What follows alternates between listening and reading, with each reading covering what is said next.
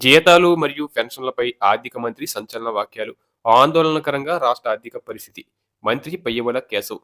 ఇక ప్రభుత్వ ప్రాధాన్యతల్లో రిటైర్డ్ ఉద్యోగుల పెన్షన్ల చెల్లింపుకు తొలి ప్రాధాన్యం ఇస్తున్నట్లు ఆర్థిక మంత్రి పయ్యవుల కేశవ్ తెలిపారు. పెన్షన్లు చెల్లించిన తర్వాత ఉద్యోగుల జీతాలు చెల్లించే విధానాన్ని ప్రభుత్వం పరిశీలిస్తుందని పేర్కొన్నారు.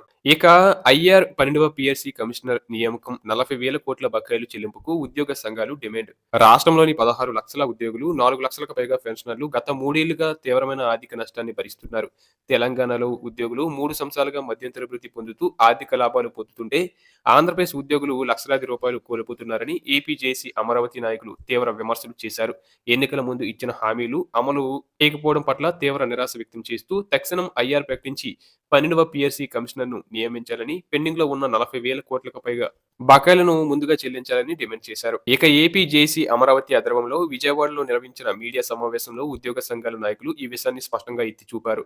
గతంలో 43% షిప్మెంట్ ఇచ్చిన సీఎం చంద్రబాబు నాయుడు ప్రభుత్వం ఉద్యోగుల ఆశలను అడియాసలు చేయకుండా వేగంగా చర్యలు తీసుకోవాలని వారు కోరారు. తెలంగాణ ఉద్యోగులు ఇప్పటికే మూడేళ్లుగా ఐఆర్‌తో ఆర్థికంగా లబ్ధి పొందుతున్నారు. కానీ ఏపీలో ఉద్యోగులు లక్షల రూపాయలు కోల్పోతున్నారు. ఇంకా జాప్యం చేయడం తగదు అని నాయకులు ఆవేదన వ్యక్తం చేశారు. ఇక ఉద్యోగ సంఘాలు ముఖ్యంగా కోరుచున్నది ఏంటంటే, ఎన్నికల ముందు ఇచ్చిన హామీ మేరకు తక్షణం మధ్యంతర వృత్తి ఐఆర్ ప్రకటించాలని, ఖర్చులు లేని విధంగా 12వ పీఆర్సీ కమిషనర్‌ను వెంటనే నియమించి 90 రోజుల్లో నివేదిక తెప్పించి ప్రకటించాలని డిమాండ్ చేస్తున్నారు.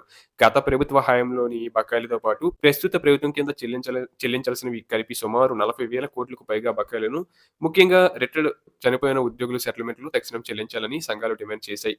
అలాగే AP JAC secretary general Polishetty Damodara Rao మాట్లాడుతూ, రిటైర్డ్ ఉద్యోగులు, చనిపోయిన వారి కుటుంబాలు బకాయి డబ్బులు తీసుకోకుండానే మరణిస్తున్నారు. ఇది చాలా బాధాకరమని తెలిపారు.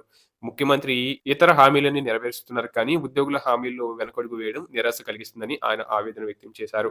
అలాగే మహిళా విభాగం chairperson Pare Lakshmi, secretary general Ponnuru Vijayalakshmi మాట్లాడుతూ, అమరావతికి చట్టబద్ధత కల్పించినందుకు ప్రధాని మోదీకి, ముఖ్యమంత్రి చంద్రబాబు నాయుడుకు ధన్యవాదాలు తెలిపారు. అయితే ఉద్యోగులకు ఇంటి స్థలాలు త్వరగా కేటాయించాలని, బకాయిలు, ఐఆర్, పీఆర్సీ విషయాల్లో కూడా ఉద్యోగులకు భద్రతా భరోసా కల్పించాలని ఈ విధంగా వారు కోరడం జరిగింది.